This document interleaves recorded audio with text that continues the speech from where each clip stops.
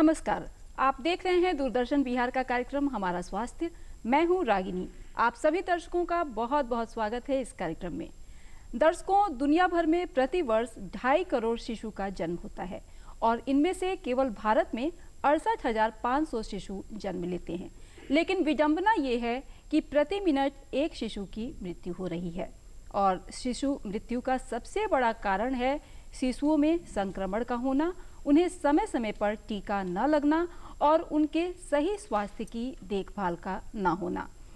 और ये बात विशेषज्ञों ने भी एक सर्वे कर जारी की है। इस बारे में पुष्टि की है कि अगर शिशु के स्वास्थ्य पर ध्यान नहीं दिया जाए तो उनमें जोखिमों को सहने की क्षमता, उनकी रोग प्रतिरोधक क्षमता काफ़ी कम हो जाती है। लेकिन ये भी है कि जो माँ अपने शिशु के जन्म के बाद उन्हें स्तनपान कराती है, उनकी सही देखभाल करती है, सही स्वास्थ्य रक्षण करती है, समय समय पर टीका दिलवाती है, तो फिर ऐसे में उनका शिशु निरोगी और स्वस्थ रहता है। तो आज हमारी बातचीत का विषय भी है शिशु स्वास्थ्य और टीकाकरण, और इस विषय पर बातचीत करने के लिए हमारे साथ स्टूडियो में आज मौजूद हैं डॉक्टर रश्मि अग्रवाल, सहायक प्राध्यापक NMCH पटना। तो आइए जानते हैं डॉक्टर रश्मि अग्रवाल जी से शिशु स्वास्थ्य और टीकाकरण इस विषय पर बेहद ही महत्वपूर्ण जानकारी। डॉक्टर रश्मि अग्रवाल जी, आपका बहुत बहुत स्वागत है इस कार्यक्रम में। जी, सबसे पहले हम आपसे ये जानना चाहेंगे कि शिशु स्वास्थ्य को हम किस तरह से बेहतर बना सकते हैं। उन्हें क्या क्या स्वास्थ्य संबंधी, पोषण संबंधी चीज़ें अवेलेबल करा सकते हैं ताकि उनका जो विकास हो वो सही हो और उन्हें सही पोषण मिले। आपने शुरुआत में ही एक बहुत अच्छा प्रश्न ये कर दिया। और शिशुओं के पोषण में मैं शुरू में ही बताना चाहूँगी कि हमारा ध्यान दो तरफ होना चाहिए।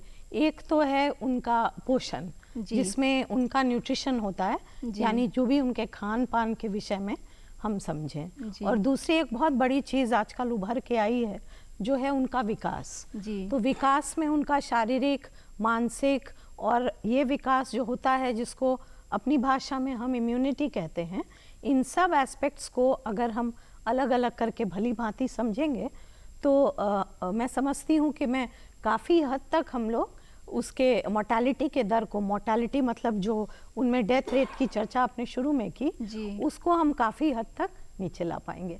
तो ये तो आपने बताया बहुत ही अच्छी बात कि शारीरिक विकास शिशुओं में किस तरह से होता है।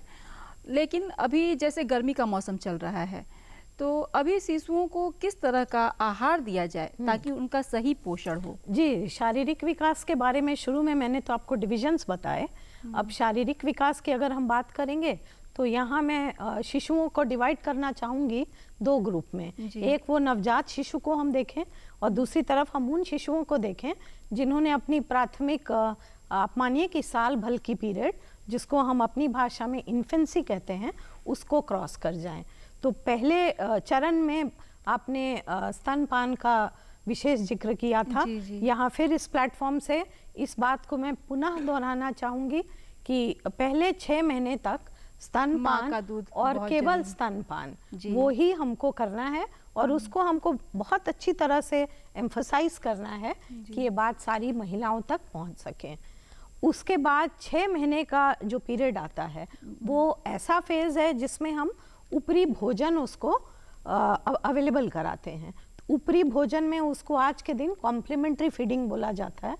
और इसमें ना आजकल सारी आंगनवाड़ी, सारी सेविका और जीविका दीदी, आशा, जितने सारे हमारे केंद्र हैं, ये सब इतने सक्रिय हैं इसमें कि ये सिखा रहे हैं इनको बाल आहार बनाना, जिसमें बहुत ही कम खर्च में और जो भी लोकली अवेलेबल सीरियल्स हैं उससे वो बना करके उनको एक इतनी अच्छी, हमने एक ट्रेनिंग अटेंड करी थी अभी 5 दिन पहले, जिसमें पूसा के कुछ न्यूट्रिशनिस्ट आए हुए थे और उन्होंने जानकारी दी कि जैसे अनाज है, चावल है, दाल है, गेहूं है, इसको ना वो फुला करके अंकुरित करते हैं। तो एक नॉर्मल डिक्टम आप समझिए पोषण के लिए, किसी भी अनाज को पहले तो हम फुलाएं तो न्यूट्रिशन बढ़ता है, उसके बाद अगर उसको अंकुरित करें तो थोड़ी और वृद्धि होती है, और फिर अंकुरित को हम सुखा करके, पीस करके, रोस्ट करके अगर डब्बे में रख लेते हैं तो ये 6 महीने तक बिल्कुल बरकरार रहता है। और इसको फिर हम भली भांति कभी दूध में, और अगर उपलब्ध ना हो तो पानी में मिक्स करके बच्चों को गुड़ के साथ, चीनी के बदले गुड़ का गुड़ प्रयोग, के साथ, ये जी, बहुत अच्छी बात आपने बताई। हाँ, तो ये अगर हम उनके रोज के डाइट में लाएं, फिर जैसे हम समझते हैं कि हमारे यहाँ बहुत ज़्यादा फाइनेंस अवेलेबल नहीं है, तो चिनिया बादाम तो काफ़ी सस्ता होता है जी, और जी। ये नट्स में आता है, इसको भी रोस्ट करके हम पीस के रखें और बच्चे के खाने में ना ऊपर से डाल के बुरकें, तो ये सब बहुत बढ़िया पोषण देता है। तो पहले 6 महीने माँ का दूध, उसके बाद ये एक्स्ट्रा कॉम्प्लीमेंट्री फीड, और उसके बाद जब और बच्चा धीरे धीरे बड़ा होता है तो 1 मात्रा सीरियल्स की यानी अनाज की, 1 मात्रा प्रोटीन की, थोड़ा बहुत दूध का प्रोडक्ट और थोड़ी फल सब्जियां। जी, तो ये एक ब्रॉड ग्रुप मैंने आपके सामने इंट्रोड्यूस किया। इन सभी चीज़ों का अगर हम ध्यान रखेंगे और हम अगर इस तरह से आहार अपने बच्चों को देंगे तो मैं समझती हूँ कि काफ़ी हद तक हमने जंग जीत ली पोषण की। जी, जी, तो ये तो एक एस्पेक्ट हो गया पोषण का। जी। अब दूसरी बात आपने जो उठाई थी वो थी विकास की। तो विकास में फिर मैं बोलना चाहूँगी कि आजकल हमारा RBSK का जो प्रोग्राम है, ये सब एक शब्द इंट्रोड्यूस किए हैं जिसको हम कहते हैं नर्चरिंग केयर। नर्चरिंग केयर, अभी ये बहुत प्रचलन में भी है ये शब्द। बिल्कुल। तो जी। यहाँ मैं आपसे शेयर करना चाहूँगी कि पहले 3 वर्षों में ही जो हमारे न्यूरॉन्स यानी जो नसें हैं मस्तिष्क की, इनका विकास सबसे ज़्यादा होता है। तो हमारा टारगेट होना चाहिए कि लालन और पालन जो हमारी संस्कृति का पार्ट था, जी। भारतीय संस्कृति का यही पार्ट था कि बच्चे माँ की गोद में, दादी की गोद में, नानी की गोद में और परिवार के बीच में एक पॉजिटिव माहौल में पलें। इससे उनका सर्वांगीण विकास होता है। इसी चीज़ को वापस स्ट्रेस किया जा रहा है और मैं बताऊं ये चीज़ तो हमारी है, भारतीय संस्कृति की ये चीज़ें हैं, लेकिन ये विदेश में ऑलरेडी इस पे काफ़ी काम हुआ। अब हमने तो शुरू से ही इस चीज़ को देखा है, पर अब हम बहुत ज़ोर शोर से इस पे मानसिक विकास के ऊपर भी हमारा स्ट्रेस है, जिसमें लालन पालन और जैसा आपने बताया नर्चरिंग केयर, उसकी ही हम ट्रेनिंग करते हैं। और शिशु जो होते हैं जब अपने घर के लोगों के बीच में पलते हैं तो उनमें अपनत्व के द्वारा ज़्यादा अच्छा विकास होता है। जी बिल्कुल ठीक हाँ, कहा। वो ये सिक्योरिटी प्राचीन मान्यता भी है। ये सिक्योरिटी उनको जो मिलती है, इसी में भारत हमारा आगे निकल जाता है, क्योंकि विदेश में ऐसा नहीं है। वो शुरू से बच्चों को कॉट में सुलाते हैं और हमारे यहाँ तो हम इमेजिन ही नहीं कर सकते हैं कि छोटे बच्चे माँ से दूर कॉट में रहेंगे। कई बार तो माँ जो कामकाजी माँ है वो छुट्टी भी ले लेती हैं अपने बच्चे के सामीप्य में रहने के लिए, और इससे माँ और बच्चे का जो रिश्ता है वो प्रगाढ़ भी होता है। और एक और मैं आपको बताऊं, यहाँ पे बच्चे का विकास हमारे यहाँ केवल माँ तक सीमित नहीं है। परिवार के जितने जन हैं आज भी हम सामूहिक रूप से जीते हैं। दादी हैं, नानी हैं, फूफी हैं, मौसी हैं, ये जितनी ही महिलाएं परिवार की हैं सब उसके माँ समान हैं। तो हम लोग नेचुरली इक्विप्ड हैं बच्चे के मानसिक विकास को करने के लिए, केवल थोड़ी सी जानकारी की आवश्यकता है। अच्छा मैम, यहाँ एक चीज़ मैं और पूछना चाहूँगी कि अभी गर्मी का मौसम चल रहा है, तो आपने अभी बताया कि 6 महीने तक शिशु को स्तनपान कराना है, माँ का दूध ही पिलाना है, तो क्या इसके पैरेलल गर्मी का मौसम है तो बच्चों को प्यास लगती है, तो अलग से पानी दिया जा सकता है 6 माह तक के बच्चों को? नहीं रागिनी जी, बच्चों को ज़रूरत नहीं है, क्योंकि माँ के ब्रेस्ट मिल्क में वाटर कंटेंट काफ़ी है। अच्छा। तो एक्स्ट्रा 6 महीने के नीचे हम बिल्कुल नहीं चाहते, उसके ऊपर हमें ज़रूर देना है।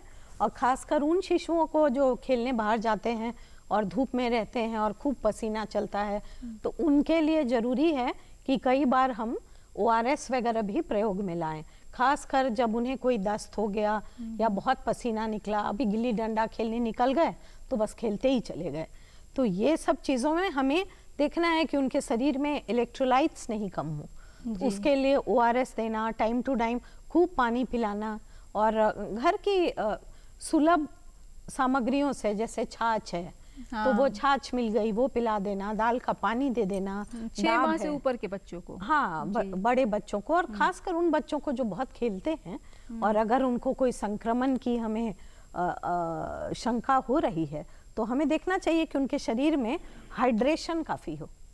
जी, तो दर्शकों आपने अभी जानकारी प्राप्त की ये बेहद ज़रूरी बात है, क्योंकि कई बार हम अपने घरों में देखते हैं कि हमारी माताएं बहनें जो हैं वो 6 माह से कम उम्र के बच्चों को पानी वगैरह पिलाने लगती हैं। तो ऐसा बिल्कुल ना करें, इससे बच्चों में संक्रमण होने का खतरा बढ़ जाता है। तो आप पहले ये बताएं कि टीकाकरण क्या है और शिशु के लिए टीकाकरण लगवाना क्यों आवश्यक है? हाँ जी, ये दूसरा एस्पेक्ट है बच्चे के अपब्रिंगिंग का। एक तो न्यूट्रिशन की बात हमने की, अब दूसरा है उनकी इम्यूनिटी को बढ़ाने का।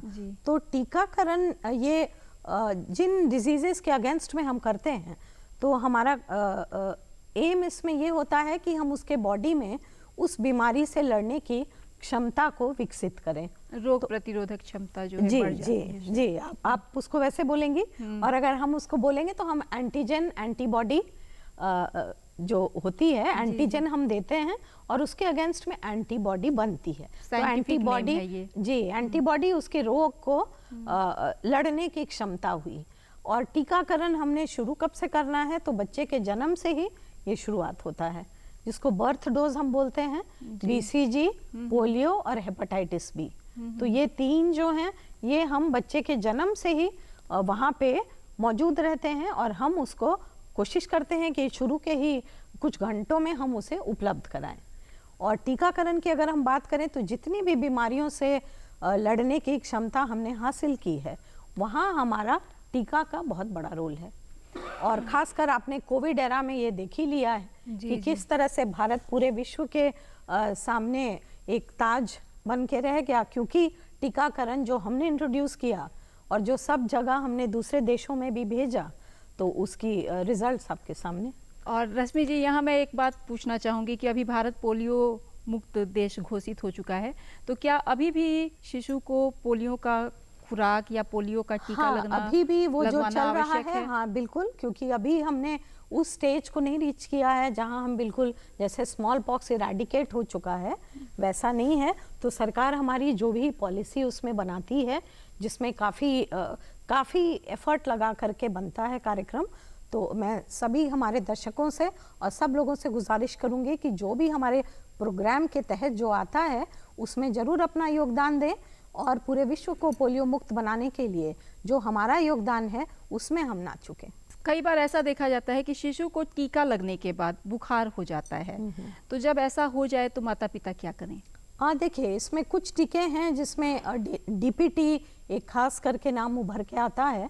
डीपीटी का टीका बहुत ज़रूरी है, क्योंकि ये 3 बीमारियां हैं, डिप्थीरिया, पर्ट्यूसिस और टेटनस, इन तीनों से बचाता है। और ये टीका थोड़ा कड़ा होता है अगर हम नॉर्मल वर्ड्स में यूज़ करें, इसीलिए इसमें थोड़ा बुखार आता है। और ये जानकारी भी मैं आपको दूं कि आजकल एक ए सेल्युलर वैक्सीन इसका अवेलेबल है, जिसमें काफ़ी हद तक हमने अचीव किया है कि हम उस बुखार वाली प्रक्रिया को कम कर पाएँ, पर वो सरकार में उपलब्ध नहीं हो पाया है क्योंकि उसका कॉस्ट बहुत ज़्यादा है। लेकिन तो भी टीकाकरण से अगर हमें बुखार होता है तो बहुत परेशानी की बात नहीं है। ये टीका पड़ने से उससे बॉडी जो फाइट करती है उसके कारण ये क्रिएट होता है। तो बस हमें अपने जो भी चिकित्सक हैं उनसे संपर्क करके, अगर वो बताते हैं कि उसको बुखार की दवाई पैरासीटामोल जिसे हम बोलते हैं उसका हम उपयोग कर सकते हैं, और अगर हम उसी में थोड़ा सब्र रखें तो बच्चे को आराम हो जाएगा। तो ये बहुत परेशानी की बात नहीं है और इससे हम लोगों को रुकना नहीं है जी, ये हमें बढ़े चलना है, क्योंकि ये हमारे शिशु के लिए बहुत ज़्यादा महत्वपूर्ण है। तो डॉक्टर रश्मि जी, ये तो बात हुई कि टीका लगने के बाद अगर बच्चे को बुखार हो जाता है तो घबराना नहीं है और डॉक्टर से संपर्क करना है। लेकिन कई बार ऐसा होता है कि चार्ट के अनुसार टीका लगवाने का समय हो गया है और हमको बच्चों को हॉस्पिटल ले जाना है, लेकिन उसके पहले ही बच्चा बीमार पड़ गया या फिर उसे बुखार हो गया, तो क्या उस समय उसको टीका लगवाना चाहिए?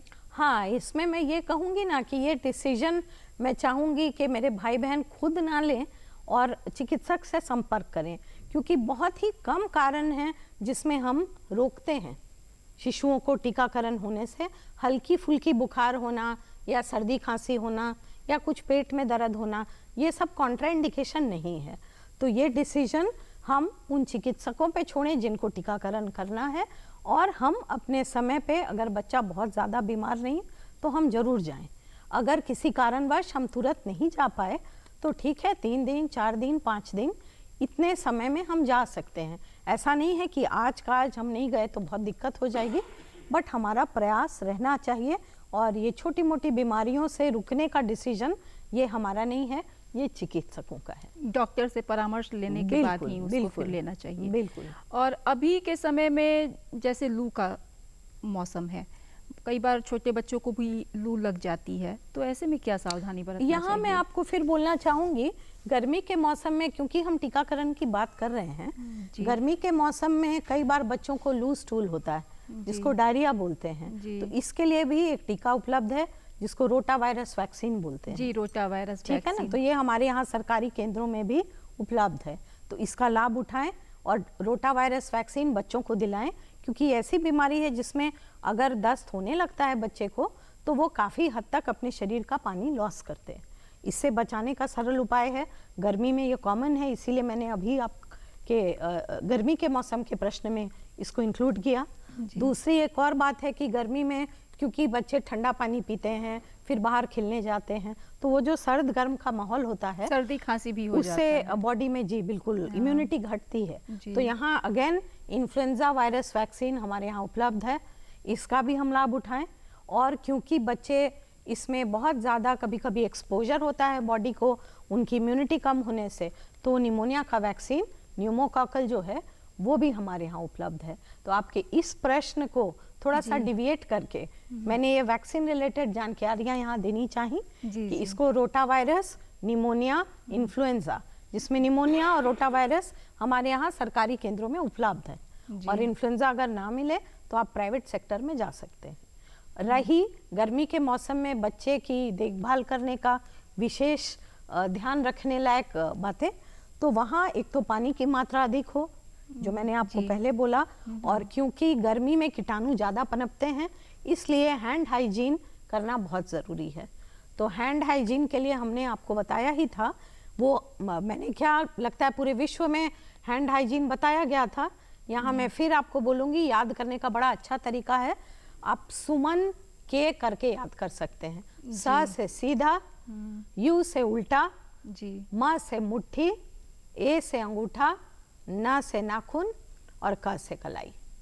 तो ये सफाई के अपक्रम को अगर ध्यान में रखेंगे बच्चे हमारे, तो माँ बाप इसे खेल में परिवर्तित कर सकते हैं। जब भी वो घूम के आए उनको याद दिलाएं, बेटा सुमन के किया तुमने, वो हाथ धो लेंगे, तो आधी से ज़्यादा बीमारी तो वहीं खत्म हो जाती है। जी बिल्कुल सही बात आपने बताई कि अगर हाथ धुलाई करवाया जाए या माँ भी अपने बच्चों को लेने से पहले हाथ धोकर उन्हें लें, तो कई बार ये दस्त वगैरह की समस्या तो होती ही नहीं है। बिल्कुल जी।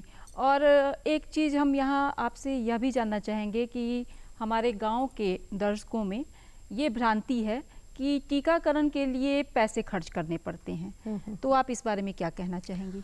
नहीं, मैं आपको बताना चाहूँगी यहाँ पे कि ये भ्रांति आप बिल्कुल मिटाएं। हमारी सरकार ने बहुत अच्छे तरह के प्रावधान बना रखे हैं। आपको खुद ही पता है यूनिवर्सल इम्यूनाइजेशन प्रोग्राम चल रहा है, जिसके तहत हमारे यहाँ सभी सरकारी केंद्रों में आवश्यक बीमारियाँ जो हैं उन सब के लिए टीकाकरण एकदम ही निःशुल्क उपलब्ध है। उसके अलावा लेकिन ज़रूर कुछ टीकाकरण हैं जो उसमें नहीं इंक्लूडेड हैं, पर अगर आप सक्षम हो तो ज़रूर लें। यहाँ मैं आपके इस प्लेटफॉर्म को यूज़ करके एक सर्वाइकल कैंसर वैक्सीन के बारे में, अभी न्यूज़पेपर में निकला हुआ था, सर्वाइकल कैंसर का भी टीका शायद आ ये गया विशेष एक जानकारी बताना चाहूँगी, क्योंकि सर्वाइकल कैंसर बाद में पीड़ित करता है।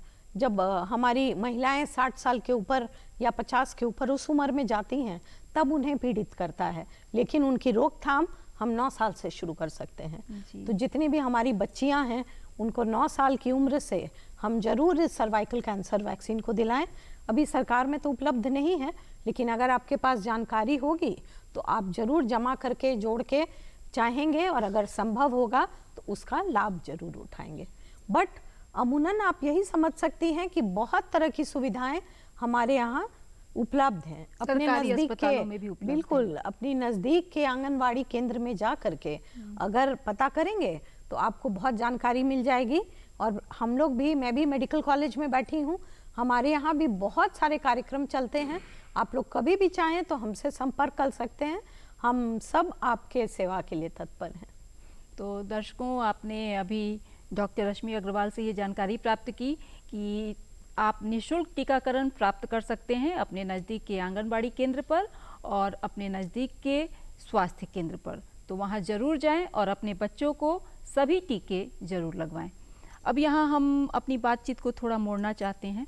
एक आम समस्या बच्चों में देखी जाती है, ख़ास तौर पे नवजात शिशुओं में, कि माँ जब उन्हें स्तनपान कराती हैं तो बच्चा दूध पीने के बाद उल्टी कर देता है।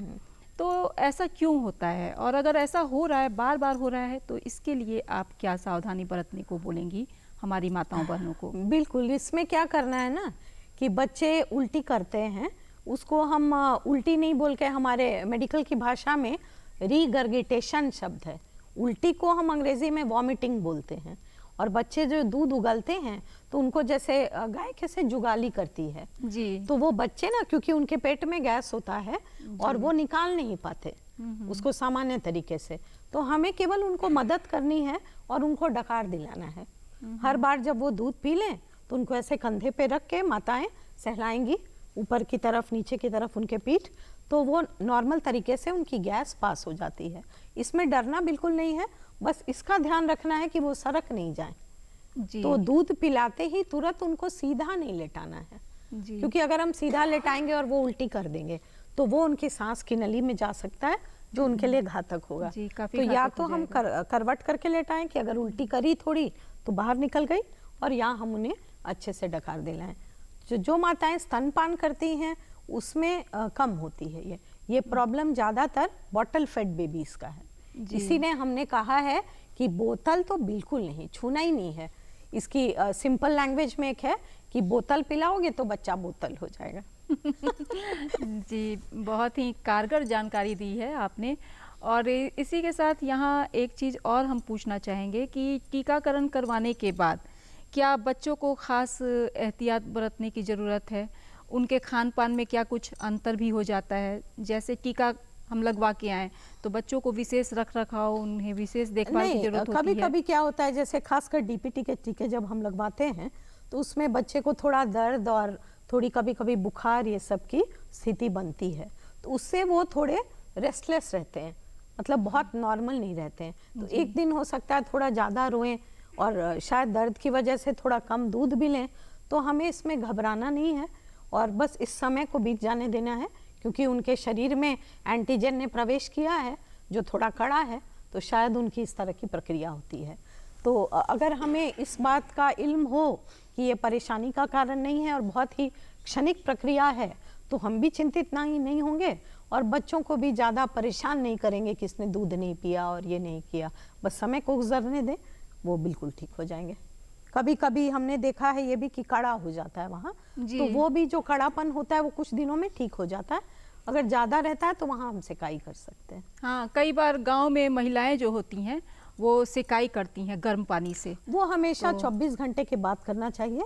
हम ठंडा बर्फ भी यूज कर सकते हैं। जी, अभी तो गर्मी का मौसम है, तो ठंडा बर्फ जो है वो ज्यादा कारगर होगा है। तो ही करना है और नहीं भी करें तो उससे कोई परेशानी नहीं है। बेसिकली आपके नॉलेज में अगर ये बात होगी कि ये नॉर्मल चीज़ है और ये खुद ही ठीक हो जाएगी, तो आप खुद भी चिंतित नहीं होंगे। जी, बहुत ही बढ़िया जानकारी दी डॉक्टर रश्मि अग्रवाल जी आपने शिशु स्वास्थ्य और टीकाकरण जी, के बहुत अच्छा बारे लगा में आपसे बात करके रागिनी जी। और उम्मीद है कि हमारे दर्शक भी आपकी इस जानकारी का लाभ उठाएंगे और वो अपने नज़दीक के स्वास्थ्य केंद्र, आंगनबाड़ी केंद्रों पर जाएंगे, टीकाकरण करवाएंगे। आप इस स्टूडियो में आई, आपने इतनी कीमती जानकारी दी, अपना कीमती समय निकाला हमारे लिए, इसके लिए आपका बहुत बहुत धन्यवाद। जी, धन्यवाद। उम्मीद है आप ज़रूर लाभ उठाएंगे और अपने नज़दीक के स्वास्थ्य केंद्र पर जाएंगे, अपने शिशु का टीकाकरण करवाएंगे। और आज के अंक में बस इतना ही। अगले अंक में फिर एक नई जानकारी के साथ हम उपस्थित होंगे। तब तक के लिए पूरे दूरदर्शन टीम के साथ रागिनी को दीजिए अनुमति। नमस्कार।